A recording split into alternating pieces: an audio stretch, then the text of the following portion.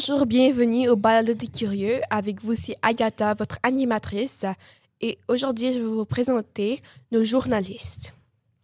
On a Jalila, Nihan, Dawit et Maxime.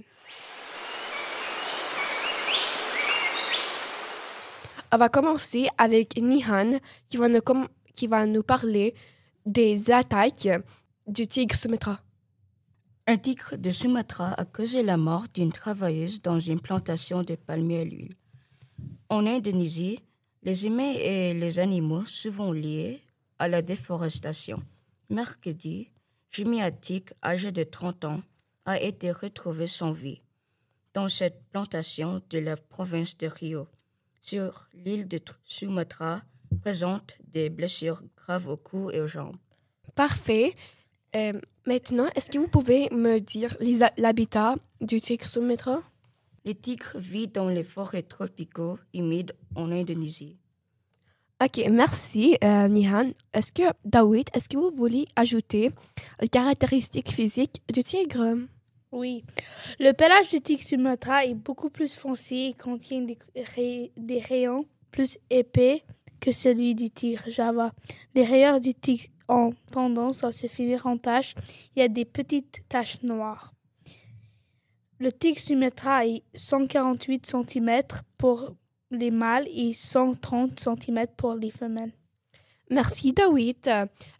Pour cette information-là, ça m'a vraiment inspirée. Donc, on va passer à Maxime qui va nous présenter les attaques du serpent taipan. Le taipan est doté d'une âme redoutable. Son venin est extrêmement puissant. Le venin peut causer des douleurs et un gonflement au niveau de la morsure et du membre concerné, mais aussi des symptômes digestifs, cardiovasculaires et respiration.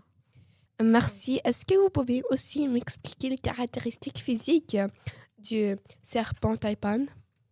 Les taipans ont une grosse tête avec un museau arrondi et des muscles saillants. À l'arrière, leurs yeux sont grands et leurs pupilles sont rondes. Leur cou est étroit et leur corps est long et moyennement fin.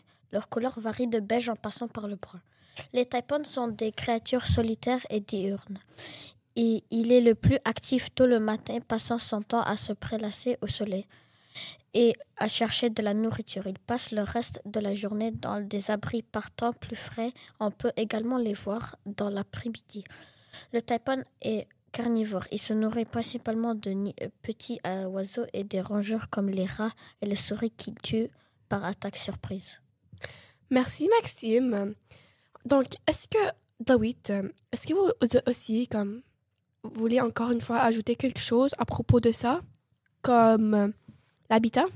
Le taipan vit à l'extrême ouest et au sud-ouest du Queensland Island, s'étendant à l'extrêmement ouest de la Nouvelle-Galles du Sud jusqu'au coin nord-est de l'Australie méridionale et jusqu'au sud-ouest du territoire du Nord.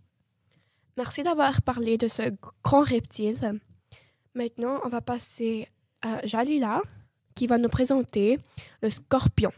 Jalila, est-ce que vous pouvez m'expliquer les attaques du scorpion? Les nombreux décès varient de 2000 à 2006 et un peu plus de 3000. La famille la plus dangereuse qui a causé la majorité des décès s'appelle les Buibae. Merci Jalila. Est-ce que vous pouvez m'expliquer l'habitat? Les scorpions habitent dans le désert. Ils habitent sur la peau, sur l'écorce et les roches et les billots de bois. Merci. Est-ce que vous pouvez m'expliquer les caractéristiques physiques du scorpion? Les scorpions exposés à la lumière ultraviolette, ils changent de couleur d'un jaune verdâtre. Merci. Merci pour nous avoir écoutés et à la prochaine. Bye!